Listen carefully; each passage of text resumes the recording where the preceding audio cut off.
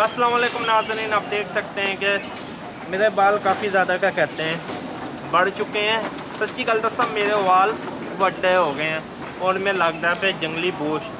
मैं इतने चीन में की कहते आया बालों का हेयर कट कराने। चलो मैं तुहानू बालों का हेयर कट करा के दसदा कितना है। तुसी देख सकते सुबह की मार्केट आ, सुबह सुबह लोग कहते पैकिंग कर रहे, सब्जी लेंदे पे आ।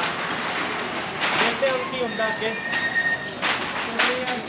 बाल कटाने में चलता।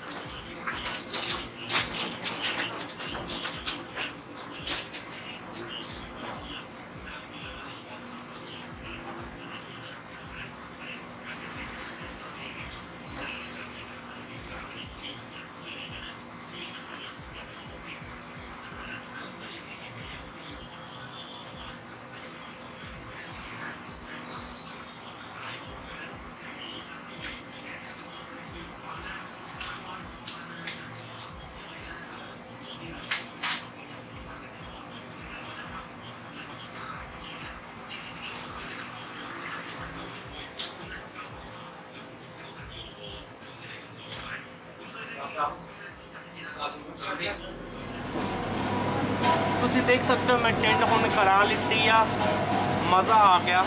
मेरे टेंट का ज़रा मुआयना करो, बड़ी गर्मी थी, हुण मज़ा आ गया।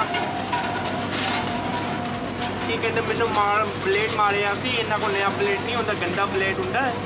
तो मैं डर गया, सच्ची गल दसा। मैनू मना किया कि नया ब्लेड नहीं है ना मार। साढ़े पाकिस्तान में जो भी नाई को जाना नया ब्लेड इस्तेमाल करता है, इतने चीनिया में नया ब्लेड नहीं इस्तेमाल होंदा। सस्ती अगर नाई को जाना डर लगता कोई एड्स वगैरह ना हो जाए, जिस वजह ने उन्होंने मना किया। मैंने कहा तू ब्लेड ना मार, तेरे को अगर नया ब्लेड नहीं हैगा। तो मेरा नया हेयर स्टाइल मैनू लगता तुहानू चंगा ही लग्या होना। चलो अगर इंजॉय किया ये हेयर कट का व्लॉग, सबसक्राइब करना तुसी ना भूलना।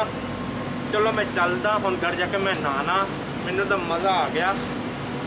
बड़ी की कहते चंगी दुकान आ। एक बारी की कहते मेरी की कहते मोटी दुकान नू भी दिखा दे, उत्ते दुकान का नाम उससे करके कैमरा दुकान का नाम दिखा दे। चलो ठीक है, रब रखा।